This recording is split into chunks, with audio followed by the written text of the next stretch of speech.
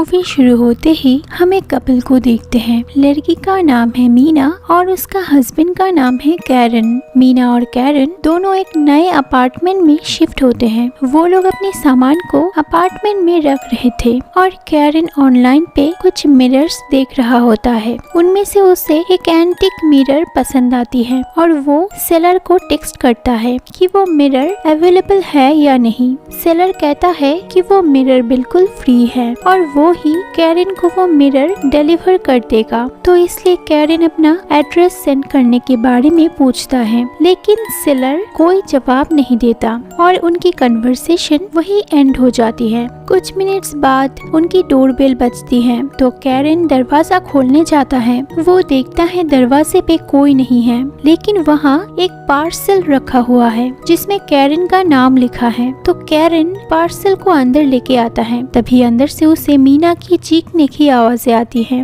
वो भाग के किचन में जाके उसे पूछता है, लेकिन मीना कहती है उसने नहीं चीखा। तो कैरन मिरर लेके ड्राइंग रूम में बैठ जाता है। तभी अचानक मीना दूसरे रूम से निकलती है। तो कैरन को शक होता है और वो किचन में देखता है वहाँ कोई नहीं है और मीना कहती है वो किचन में नहीं थी।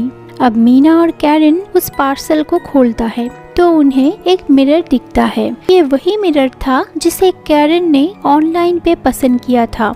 कैरन कहता है ये काफी अजीब है क्योंकि उसने उस सेलर को अपनी एड्रेस अभी तक सेंड नहीं किया और सेलर से बात किए हुए सिर्फ कुछ मिनट से हुआ है। ये कैसे हो सकता है कि इतनी जल्दी उन्होंने डिलीवर कर दिया। लेकिन मीना को वो मिरर बहुत पसंद आती है और उन्हें इस नए घर में एक मिरर की भी जरूरत थी, तो वो लोग उस मिरर को रख लेते हैं। रात में दोनों मूवी देख रहे थे उसी रूम में जहाँ वो मिरर भी होता है। हम देखते हैं एक परछाई उस मिरर से निकलती है और किचन में जाके चीजें गिराने लगती है।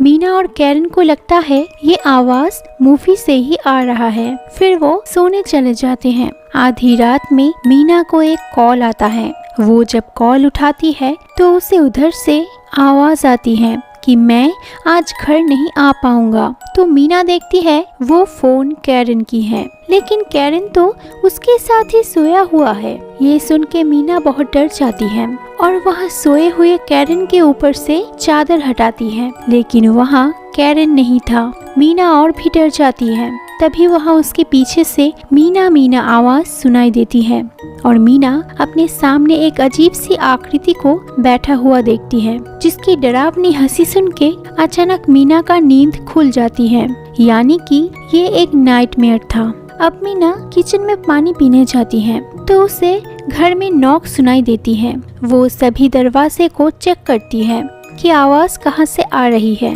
तभी हम उस मिरर में एक भूत को देख पाते हैं। मीना को फाइनली समझ आता है कि नॉक करने की आवाज मिरर से आ रही है। वो मिरर के सामने जाती है और एक भूतिया हाथ को अपने पीछे देखती है और मीना डर के एक जगह पे छुप जाती है। तभी पीछे से वही हाथ मीना को खींच लेता है। मीना की चीखें सुन के उधर कमरे में कैरन का नींद खुलता है। वहाँ मीना नहीं है देखकर वो मीना को फोन करता है और पूरे घर में उसे ढूंढता है, लेकिन उसे मीना नहीं मिलता। ठीक जैसे मीना के साथ हुआ था वैसा कैरन के साथ भी होता है। उसे भी सेम नॉक सुनाई देता है। वो जैसे ही उस मिरर के सामने जाता है एक भूतिया हाथ उसे भी खींच लेता है और वो भी गायब हो जाता है।